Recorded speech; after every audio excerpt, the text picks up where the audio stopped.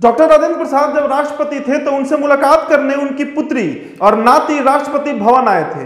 वो राष्ट्रपति भवन में कुछ देर इंतजार कर अपने पिता राजेंद्र प्रसाद से मिली और जब जाने लगी तो राजेंद्र बाबू ने अपने नाती को 1 रुपए दिए।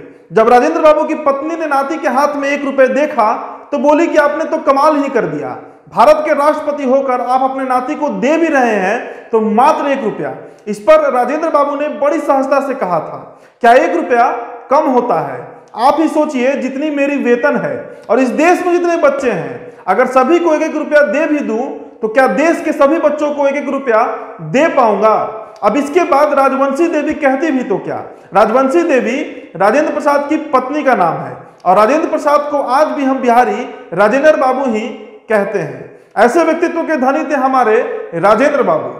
अब परिचय के लिए मेरा नाम उदित तारेन है और इनसाइडर लाइव में आज बात आजाद भारत के पहले राष्ट्रपति राजेंद्र प्रसाद की।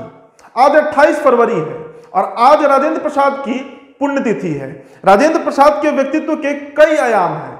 हमारे संविधान के आर्किटेक्ट, भारतीय राजनीति के सफल नेता, प्रशिक्षित वकील, स्वर्ण पदक के साथ LLM और PhD डिग्री धारक और सहज हृदय के व्यक्ति थे राजेंद्र बाबू। वे इस देश के पहले और अंतिम राष्ट्रपति थे जो जमीन पर आसन बिछाकर भोजन करते थे। उन्होंने राष्ट्रपति भवन में अंग्रेजी तौर तरीकों को अपनाने से साफ इनकार कर दिया था और आजीवन उसका पालन भी किया। एक और रोचक तथ्य जो बहुत कम ही लोग जानते हैं यह है कि लॉ करने से पहले कानून का ज्ञान भी उन्होंने ले लिया था। वे बहुभाषी थे। हिंदी के अलावा अंग्रेजी, उर्दू, बंगाली और फारसी भाषा में भी उनकी अच्छी खासी पकड़ थी। पर इस महान शख्सियत के साथ तत्कालीन नेताओं ने न्याय नहीं किया और यही कहानी हम बिहारियों को दुख पहुंचाती है। आज की तारीख यानी 28 फरवरी को ही राजेंद्र प्रसाद ने अपनी अंतिम यात्रा की थी। यात्रा थी सदाकत आश्रम से बांस घाट की। वही बांस घाट जो आज भी पटना में शव जलाने के लिए सबसे कारगर जगह माना जाता है।